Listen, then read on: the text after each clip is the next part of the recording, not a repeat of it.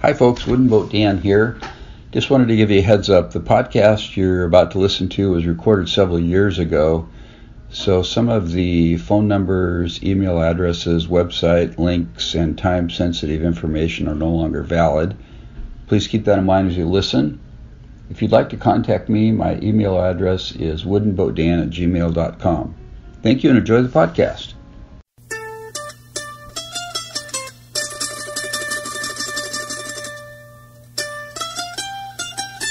Welcome to Hooked on Wooden Boats weekly podcast episode number 32.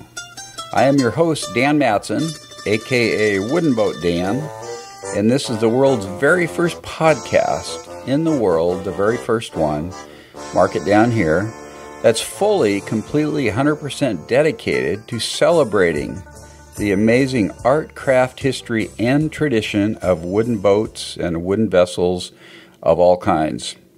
Thanks for tuning in today, folks. Great to have you on the show. I am your host, Dan Matson, and we're going to have fun today as usual. Wooden boats are always fun. Anyway, today's featured segment is an interview that I did with Wayne Chimenti in March. And Wayne heads up the community boat building program at the Northwest School of Wooden Boats, which is a program for high schoolers there to get high school credit for learning maritime skills and boat building skills. And Wayne's also a tall ship sailor and captain and general maritime guru extraordinaire. So please stick around for that interview. It's about 30 minutes or so in length. If you haven't already connected with me, or even if you already have, I would love to connect with you. That's what makes the show fun, is when I get emails and get to correspond with people and meet people and so on. There's a bunch of ways you can do that. One of the best ways would be to go to my homepage, hookedonwoodenboats.com. And on the right-hand side of my homepage, there's a button that you can click on to subscribe to my e-news list for free articles and resources. If you do that, that'll take you to a screen where I ask for your email and your first and last name, nothing too serious there.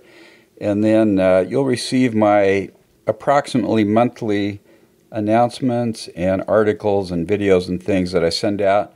And also that'll give us a way to correspond directly through email if you want to connect that way. So that's one way to connect with me. Another one is to send me an email, dan@hookedonwoodenboats.com. You can also connect with me on Facebook, Twitter, and Pinterest. If you go to one of those sites, /woodenboatdan. So, for instance, facebook.com/woodenboatdan, etc. What does etc. mean anyway? I know what it means, but that must be like a Latin word. Anyway, you can connect with me that way. And you can also write comments on my website, which is a blog format where I write articles and you can comment on there.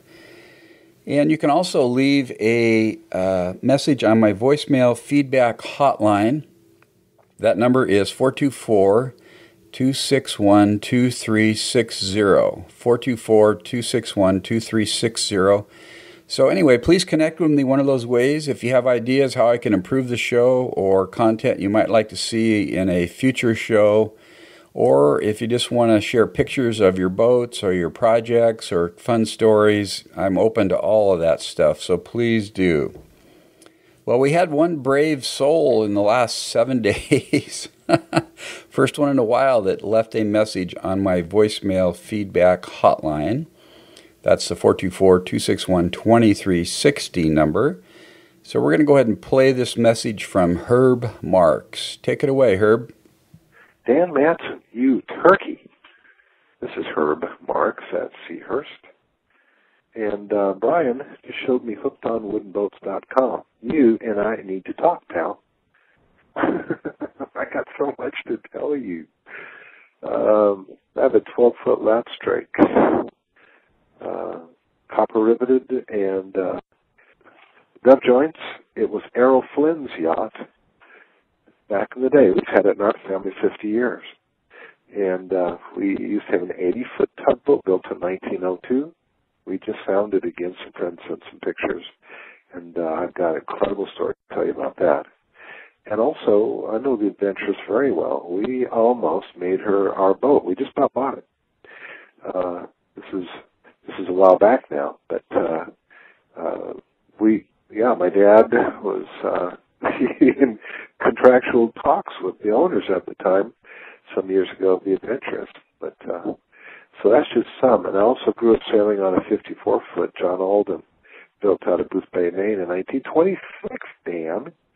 90-foot mast off the water. Yep, I got a lot to tell you. Talk to me. Herb, thanks for leaving that message. As you folks may have noticed from the message, or might have picked up from that, I used to work with Herb at an electrical company in Everett, Washington. We worked together for a couple of years. I started this podcast after I left that company. And one of my friends works there, and he shared the podcast and the website with Herb, and so Herb left those comments. So thanks, Herb, for calling in, and I will definitely connect with you, and we'll get together, and maybe we'll do an interview about some of the stuff in your background. Sounds pretty fun. Well, I wanted to give you a little update on my Sassafras canoe. I started this canoe project, I don't know, I kind of officially started in January or February with a goal to finish by May 24th, which is the day before we go camping in Olympia, Washington area for a few days. And I don't know if I'm going to make it or not, but I am working on the boat. And I'm building it out of a book called The Canoe Shop. It's a 12-foot lap straight canoe built out of a Kumi plywood 3/16, which is, I believe, 4 millimeter. It's pretty thin stuff, but theoretically it'll hold my 210-pound body when I get done. So we'll see how that goes. A 25-pound boat with 210 pounds in it. Anyway, so I am working on that. I've got I had the half panels cut out. It's, let's see, there's 20 half panels, and what I'm doing now is epoxying those half panels together end to end with scarf joints. I've got 8 out of the 10 full panels glued together or epoxied together. Hold on just a second, my phone's ringing. Okay, I'm back. So I've got 8 out of the 10 panels epoxied together end to end. So I'm going to do one more tonight, and once that's done, I'll be able to stitch the boat together using this lap stitch method, which is you actually cut a rabbet in the bottom of each panel except for the 2 bottom panels, and that gives a little notch for the lap strake, for the lower panel to fit into to give the lap strake effect. So I'm pretty excited. My goal is to work on it every day, at least 30 minutes, and maybe if I do that, I'll be able to get her done by May 24th. So that's the update there. It's I love working on my boat. When I can be tired, go down to my shop, and man, I just come alive, kind of lose track of time. So that's pretty cool. I'm sure a lot of you folks out there experience the same thing. Okay, we've got some upcoming events I wanted to discuss real briefly. These are basically Northwest events. But if you have events from other areas around the U.S. or in other parts of the world, I'd be glad to announce those as appropriate, so let me know. This coming weekend, April 28th and 29th, is the Bellingham Bay Rendezvous, which is this Saturday and Sunday. It's celebrating Bellingham's rich maritime heritage. There's going to be a lot of wooden vessels there and some schooner races and fun stuff. Then coming up May 4th and 5th, the Center for Wooden Boats in Seattle is opening their North Lake Union operation, which is a large warehouse where they're going to store boats and work on boats. It's right on North Lake Union on the lake, and their other facility is South Lake Union. So the grand opening for that is May 4th and 5th. May 12th and 13th is the Olympia Wooden Boat. They don't call it a festival. They call it the Wooden Boat Show. So that's coming up. And also, May 19th, the Port Townsend Pocket Yachters, in association with the Traditional Small Craft Association, are putting on their first annual Pocket Yachters Palooza. Again, that's May 19th. They're looking for you to bring your 10 to 23-foot boat. And they're going to have a lot of fun. It's going to be held at the Northwest Maritime Center in Port Townsend. And I'll put up some links for these events coming up. And that's it for right now on those events. So now we're going to go on to the interview with Wayne Chimenti.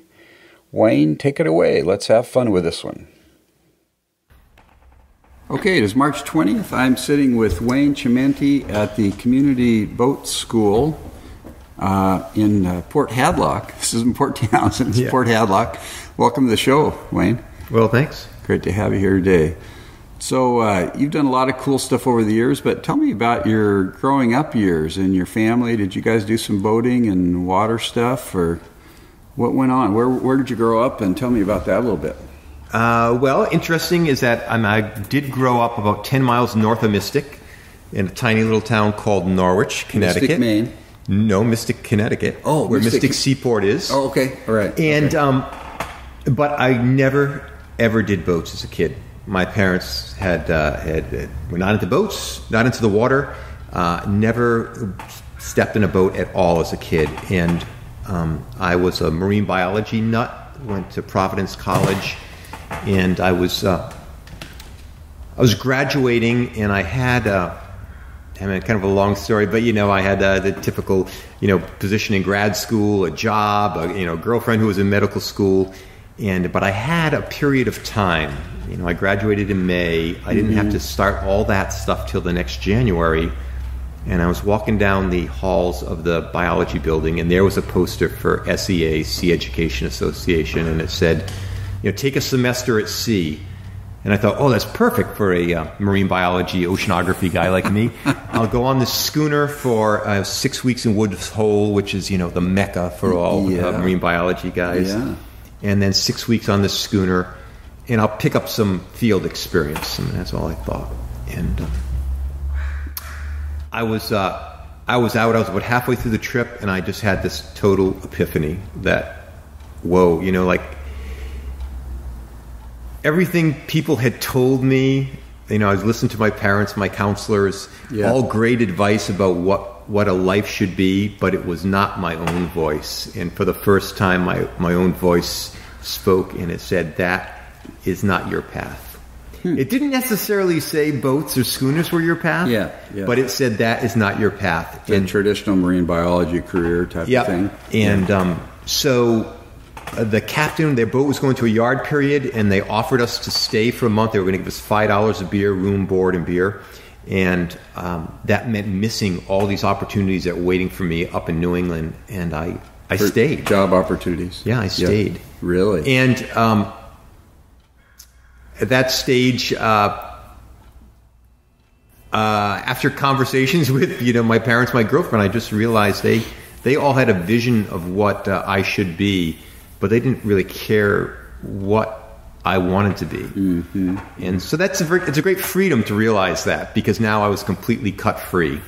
And that I wandered around the country for a while, but then cycled back into boats, and always thinking I would eventually go back to grad school. My really love was science, and every time I was going to do it, there was a different schooner going, bigger schooner. Oh, hey, this one's going across the Atlantic. Oh, that's a bigger boat. This one's going to China, and I just 35 years later, I can just say that's been my fate. That I've been fated, doomed or cursed to schooners and square riggers for whatever that reason that is. Yeah. And now I'm too old to find another career. So what would you say is what year did you start on the schooners there in Mystic? Well, that was 1978 that I went on that SEA boat, the Westward. That was kind of your first experience. That was my first one, and then right afterwards, I got on a boat out of Mystic heading for the Caribbean. Oh, wow. Yeah. And we went down to the Caribbean for a charter season. And from there, I was pretty handy. And I ended up going from deckhand to chief mate on a little schooner in that first season of the Caribbean. Yeah. And then I was delivering that boat back north, and I saw another boat, big schooner from Guernsey. And I walked over to him and said, "What are you doing?" I said, "Oh, we're going up to Boston for the tall ships." And I said, "Guys, wow, where are you going?" "Oh, then we're going, all the way across to Europe." I said, "Is there any way I can get on board?" "Oh, yeah, our French mate's leaving in Boston. You can have the job." I mean, like that. And really? all the way delivering that rest of that schooner up, I just thought, this can't be true. But when I got to Boston, it was true. And that's the kind of luck I have. I guess I just am a lucky guy. Yeah. So you were on that boat, went to Europe, and then so you got a lot of experience. When did you get your captain's license in? Yeah, pretty much. Coast Guard licensing has changed a lot. There used to be millions of kind of different little licenses, but I originally got a 6-pack license, and then from there went to 100-ton, 300-ton, 500-ton, 1,600-ton, just always upping my license. So when I was 24, I had a 100-ton license, and somebody actually gave me command of a schooner to take it from Mystic down to the Caribbean and run a charter season. And that was that was a great learning experience when you're young and your ego is wow, somebody's giving me a captain's job. Well, it's because nobody else would take that captain's job. Oh, really? 1888, we found the guy that'll take this boat down. Delaware Bay oyster schooner, centerboard boat that probably never should go offshore. Boat? Really? And in hindsight, it's like, of course nobody is. That's a death job. And of course nobody would take that job. So that boat wasn't designed for that. Yeah, we made it. Of course, we didn't die because the Lord wouldn't be here. Of course. Yeah, but it made me realize that I needed to go back to really learn. I had to, that was one of those first great ego checks that you need to go back and just be mate for a lot of years. But if you want to really learn to be a good schooner, square rigger man, and I then disappeared into the Pacific on different, different square riggers for about 10 years. Really, in the Pacific now? Yeah. We sailed on a great boat called the Eye of the Wind, which was 100 years old last year. A man named Tiger Timms. He had done 4 circumnavigations on a nice little brigantine. And I sailed on the Bounty. We did a Bounty replica. We did the film Mutiny on the Bounty with Mel Gibson. Oh, really? Just kind of boat to boat. There's more boats out there than you think. Yeah. And the Pacific is just a great place to sail. And then eventually ended up as captain of Tullamore, running that 3-masted topsail schooner in the Marshall Islands for 5 years. Yeah, so tell me about that, because we were talking earlier, and I was in the Marshalls and you were, and that's quite a coincidence. You know where Majerot is and all that. Yeah. Tell me about that adventure. What was that boat you say? It was a boat called Tullamore that was built right here in the Northwest. Yeah. It was an amazing couple, Dave Higgins and Lonnie Higgins. He was a lawyer, she was a doctor. They were cruising on their own private yacht in a big 100-foot schooner, which I had been the mate of on one of my South Pacific journeys. I'd taken that boat from Honduras through the canal and all the way to New Zealand with them over the course of a year. Big Gloucesterman schooner, about 100 feet. I got off in New Zealand, then went on the Bounty to do that filming. They continued on north, and when they got to the Marshalls was a U.S. protectorate at that time, and they said, this is atrocious. I mean, the healthcare here is just terrible, and the U.S. legacy in the Marshalls is just very grim. And when we finish our circumnavigation, we should come back and do something. This is a sailing nation. It's one of the the deepest traditions of sailing in the Pacific is in the Marshalls. They have some of the fastest canoes, probably the fastest canoes in the whole of Oceania. And so that appealed to Dave's sailing side, and Lonnie was a doctor. Well, a couple months later, they lost the boat on a reef in Okinawa. And they said, boom, it's a sign. It's a sign we're due to do this. Really? Rather than just float around the world being, rich folks on a yacht, we've got a cause. And so they just immediately start to fundraise. They fundraised $4 million to build the Tullamore. Had it built right over here on Whidbey Island, Nichols Brothers Yard, the hull. Oh, Nichols Brothers? Then they towed the boat to Lake Union, and they hired a bunch of people to fit out the boat, the bare boat. And I was brought in to do the rigging and the sails. And I did the maiden voyage with them as mate, and then went back to skipper the boat for the next 5 years, 6 months on, 6 months off with another skipper. Wow. So what was the length of that boat? That was 120 feet on deck, 150 feet overall. Mm-hmm. And traditional topsail schooner, 3-masted, 3 gaffs, and then a set of squares on the full set of squares on the foremast. So how did you learn to do the rigging and sail making? Where did you learn that? Well, I think everybody who's in traditional boats always gravitates to something. Like some people really gravitate to navigation. I always loved working with my hands. So whenever I was on a boat with, when I was like sailing on the Pride, her sails were blowing out, I always, I'll do the sail repair, or I'll do the rigging fix up, and constantly reading. So it's just my passion to learn those 2 trades. And in the end, you find out there's nobody who, where do you learn those trades? You don't go to school for them, and you just sort of float to the top after a while. Mm-hmm. Mm-hmm. So you got good at doing that. I got good at it. I had, I would go home to my home town of Norwich, and then go on down to Mystic. I knew a lot of people there. They'd let me into the archives. I could plow around down in the bowels of that place, find old sail-making treatises, rigging treatises, and study those in my, whenever I was home. And through that, just became absolutely fascinated by the fact. I mean, if you think of a clipper ship, 200 plus mass in a time of really, they hadn't learned a lot of engineering. 200 plus mass? 200 height. Yeah. Yeah, and what it takes to keep that amount of sail up it would be hard to keep a radio tower on land up. And, they'd load all this sail up, and they would, take it around the world. I mean, it's just absolutely amazing, and it wasn't done by engineers and math. It was just by guys figuring it out, and a lot of people probably dying in that process too. But it's a pretty amazing stuff, traditional rigging. Yeah. Interesting. So you did a long stint on the Adventurous. Yeah, 13 years on the Adventurous. Yeah. I was... we were doing healthcare in the Marshall Islands. That program slowly came to a close. The Tullamore then went to Hawaii and was originally doing youth at risk, and then started to take youth out of lockup. And that was not a good place for a man with a 4-year-old daughter and a wife. So I was sort of looking for the next thing. At that stage, Sound Experience had just bought the Adventurous from Youth Adventure. And they were going to do a marine biology program for Puget Sound. And they asked me if I'd like to come in and run the boat. I had never done inland water stuff. My whole life I had been a blue water guy.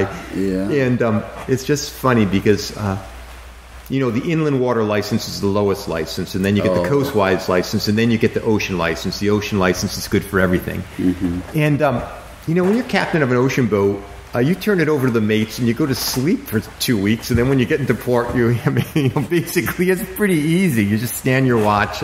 Yeah. Storm comes up, you heave to, whatever. When you're captain of an inland waters boat, God, it's just terrifying all the time. There's fog, there's tides, there's traffic. You constantly, you're constantly tacking, jibing, and so. Never thought of it that way. Yeah. It was just so great. It was a whole new learning curve coming onto the Adventurous, which sails like a yacht as opposed to these big ocean-going square riggers. Which it's a process there. But 1913. Yeah, beautiful boat. It's going to turn 100 years old. And Sound Experience has just been tremendously wonderful stewards of that boat. So that was a great job. I did it for 13 years. I loved being a Puget Sound waterman, knowing every port, because in the spring you'd go from port to port to port, taking out school kids. Oh. And in the summers you'd go up in the San Juans. And so you learned this area like the back of your hand. Yeah. I could sail Puget Sound without a chart. And I just woke up one day in the San Juans and said, God, it's the best job in the world, and I'm not excited about being in here anymore. Some 30-something-year-old captain would die for this job, and I should just move on. And I did. I just said, it's time for the next person, and there was no shortage of people who wanted that job. So what was your next gig after that then, Wayne? Well, that's it. I have a great home. I was kind of tired of going blue water anymore. I was working with some teachers doing longboat programs here locally in Jefferson County, Chimacum particularly, and also Port Townsend. And I just felt that, I was at that age where it was time to really just give back to the community, and particularly the maritime community. In Jefferson County, we are surrounded by water, and we have probably some of the best marine trades, literally, in the world. Mm-hmm. I've traveled a lot, and it's hard to find a place that has as many wonderful craftsmen as Port Townsend. And yet, our school districts do almost nothing to promote that. And it's not necessarily their fault. They're immersed in this system that, particularly now, it's all about federal testing. And then when you get budget cuts, what's the first things to go? So it's all 45-minute, sit in the classroom, do math and science. Well, you know what? How many kids really does that appeal to? It's great it's great for some, but there's a lot of kids, that just not appeal to. Yeah. And it's a shame when kids living in Chimacum, Irondale, Hadlock, and have never been on the water. Why not? Or when they go down to the water, they don't know a heron from an eagle. So,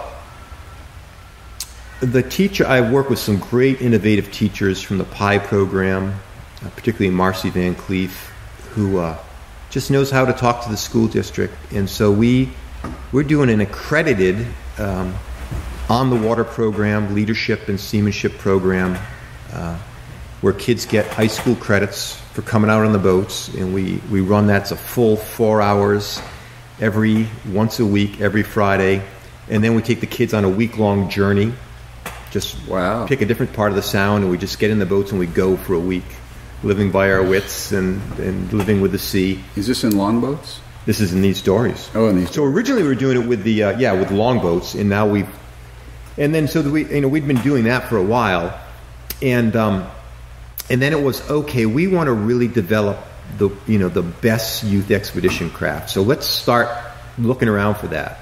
And then almost 5 minutes later, no, let's start a new program and let's build that. And so we started the boat building program, which again is accredited through Chimacum and Port Townsend high schools. And kids come in and they learn to build boats, and we bring in mentors from the community. So we open up the shop. There's 18 kids in here. There's 10 or 12 adults. These are retired boat builders, engineers, architects, and anybody. There's 20-something-year-olds who are great with kids, but they don't have any skills yet. And we just bring everybody in here, and we put everybody at their own skill level. We try to make them a success and work them up. Some kids are just learning to use a saw, and they're building sawhorses. As some kids have been they can take the program year after year, so 4 years. God, some of my seniors are just amazing boat builders at this stage. Yeah.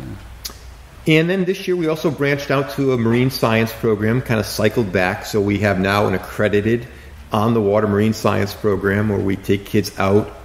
They get to look at all those marine creatures right from the water. They get to be immersed in that environment. And then we do water testing in conjunction with the University of Washington Citizen Science Program. And kids get to learn about science, the marine environment. So that's, we're at year 4 now with the Community Boat Project. And it just gets a little bigger every year. So it's been very successful. Yeah, we have... in our boat last year, this boat, Dragonheart, we had over 50 volunteers. We had 5,000 volunteer hours in this boat. Wow. And we had 3 classes of kids working on it. And then we just have open shop. So if it's a Saturday afternoon and you've got a 12-year-old boy you don't know what to do with, or a 12-year-old girl who just has never been on the water, whatever it is, we have the shop open and you can just come in with them. And so the sailing season's just starting. We just put our other boat Onward on the water last week and did our first program last weekend. And our Friday group will start up again after their winter. They do maintenance in the winter. They start this Friday. And then we're going to start next month with just free family sail. we have these boats at the Hadlock Marina, and anybody who wants to just come out and go out on the water for free, we're going to take them out there. Sweet. Yeah. That is so cool. And that's all volunteer labor. I mean, it's this notion of community-supported education, that rather than the government telling you what to do and then funding that with taxpayer dollars, every community should decide what's important to them. Mm-hmm. Like maybe if you're in Eastern Washington, it's farming or it's horses. You know, maybe if you're in Texas, it's you know, the oil industry. I don't know, whatever's important to a community. But for us, it's really needs to be about the sea. So if the community believes in that, well, they need to step up. So this is all funded by donations. It's all volunteer, and with that, we can pull off all sorts. We're expanding program while all the rest of the school districts are just getting slashed. Yeah. And if at a time that people don't believe in it anymore, that they don't think this is a good program, they'll stop supporting it, and that's okay. That's just how that notion should work. Right. Yeah. If it's not something people want, then they move on to something else they want, right? Yeah. And support. Everything has its cycles, and I think sometimes we try to keep a certain thing going when it's just the passion is gone. Yeah. And you see that a lot, but. Right now, people are really excited about what we do. Did you build these oars here, these big long oars I see standing here? Everything you see in this shed, we pretty much built. So the kids build the boats, they build the oars, they build the spars, they build the sails. We send them to a sailmaker. They do the artwork on the sails. They do the rigging, everything. These two sheds back here, like one, that's a tool shed. This is a boat gear shed. Yeah. This floor. Those workbenches, those walls, those were all built between September and December this year with kids and volunteers. Wow. Just within 3 months, we said, oh, you know what? If you're going to be able to learn a tool, why don't you learn how to build yourself shelter? Come on, we're going to show you how to frame something. And so we did a whole thing on, hey, here's how you would decide what size studs you should use. Here's the spacing you should have. And with the kids, we built all this. And then the kids did this beautiful mural. The kids have done this process we call moldy art, where they take old boat molds, and then they put some kind of, some kind of story or poem in there that's important to them. Mm-hmm. So that's a kind of ongoing process right now. Cool. Wow, this is really neat. So, Wayne, do you have any personal boats right now that you take out on the water? Well, one thing I learned through my years of sailing was that it's so much nicer to let someone else own the boat. And then if you didn't like what was going on, you could walk off, whether that be in Fiji or Tahiti or, Malaga. And you could also hand them the bills the whole time. Yeah. And usually they they pay for the food, and sometimes they even gave you a paycheck. So I always was philosophically opposed to owning a boat. Mm-hmm. As it is, I do own a boat. And it's a beautiful monomoy, which was... a monomoy is a lifeboat. Oh. So the evolution of the monomoy is that when the settlers came, they saw the Monomoy Indians in Cape Cod had these great boats they'd go out fishing and whaling with. They then turned that into the New Bedford whaling boat, which went all over the world hunting the whale. Those boats then, when the U.S. Coast Guard developed what was called the U.S. Coast Guard surf boat, which would be launched off a beach to go save people. Yeah. That was an evolution from the New Bedford whaler. Oh, was it? Really? Yeah. And then when the war came, World War II, there were troop ships all over, and they needed lifeboats. So that Coast Guard surf boat got developed into the monomoy, which was the lifeboat, which was carried all during the war. So there were hundreds, thousands and thousands of these monomoys built. And they would do all the training, the lifeboat training for all those boats that had being sunk, in the Pacific and in the transatlantic runs in monomoys. And I have a monomoy from the war. Really? That somebody gave to me, said, don't you want a boat? I've got this great boat. And I said, no, I never want to own a boat. And they said, well, you work with kids, right? And I said, yeah. Well, kids would love this boat. I will give you this boat if you work with kids. And this, of course, was pre the Community Boat Project. This was probably 8-10 years ago. Yeah. At that stage, I asked a bunch of high school kids I knew who were into boats, who wants to rebuild this boat with me, and then we'll keep it as, your group boat. And there were, 8 kids that agreed to that, and we rebuilt that monomoy. And then over time, they've all grown up and gone to college, and I'm left with a boat. Oh, okay. And so we try to keep it still as a community boat. Is it in the water or in a trailer? Or? Right now it's on a trailer. Mm-hmm. What length is it? It's 26 feet. 26, double ender. Double ender. Open boat.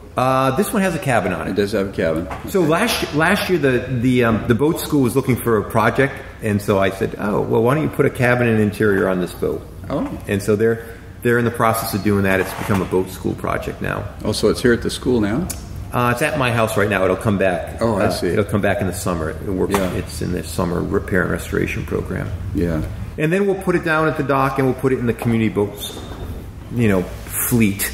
Mm-hmm. So we'll have by next year we'll have 4 dories. We'll have Bryony will be working for us, the Felicity Ann, and the Fellowship. So the Felicity Ann's going to be part of this program. Yeah, and that's they're under our care right now, and it'll really be focused on the empowerment of women. Mm-hmm. So it's a story of a woman who went solo across the Atlantic. Yeah, first solo trip. Yeah, in the 50s or whatever. And that project is it's just getting rolling.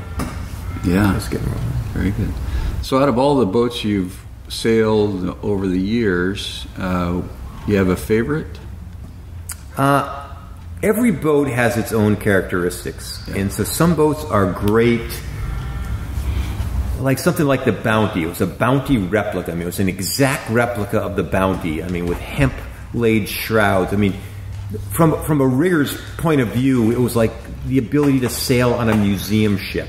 Wow. And yet we were sailing it around the Pacific. So that was wonderful. Of course, it could not sail out of its own way. 1780s, single topsail style flax sails. Those boats they just go downwind.